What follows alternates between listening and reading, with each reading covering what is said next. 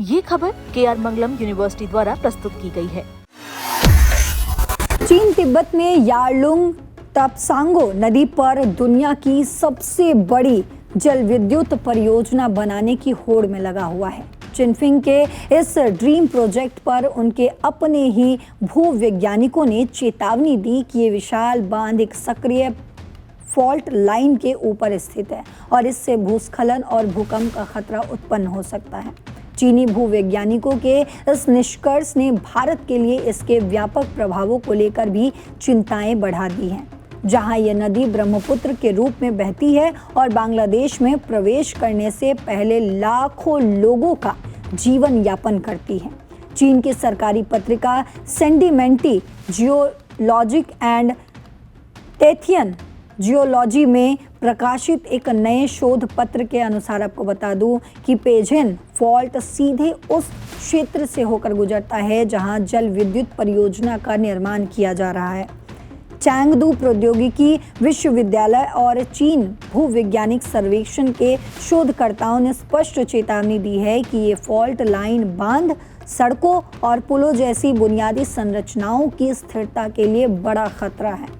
आपको ये भी बता दें कि चीनी वैज्ञानिकों की ये चेतावनी ऐसे समय में आई है जब बीजिंग की विशाल बांध परियोजना पहले ही भू राजनीतिक तनाव का केंद्र बन चुकी है।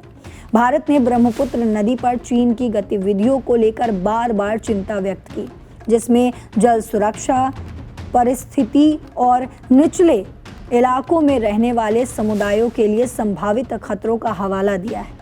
रिसर्च के अनुसार आपको बता दूं कि इस क्षेत्र की चट्टानें अत्यधिक कमज़ोर है, यानी बहुत कमज़ोर है, और यहाँ की ढीली मिट्टी के कारण ही बड़े पैमाने पर लैंडस्लाइड की आशंका भी बनी रहती है।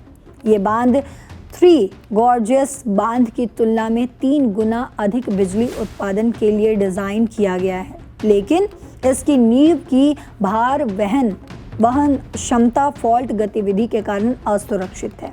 इससे कभी भी तबाही मच सकती है।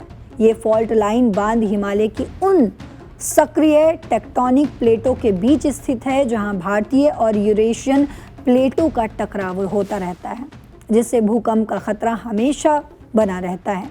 चीनी वैज्ञानिकों ने 2017 में मिलीन में आए 6.9 तीव्रता के भूकंप का हवाला देते हुए इसे वास्तविक आपदा जोखिम बताया है। गौरतलब है कि ब्रह्मपुत्र नदी भारत के पूर्वोत्तर राज्यों के लिए कृषि, मत्स्य पालन और आजीविका का मुख्य आधार है।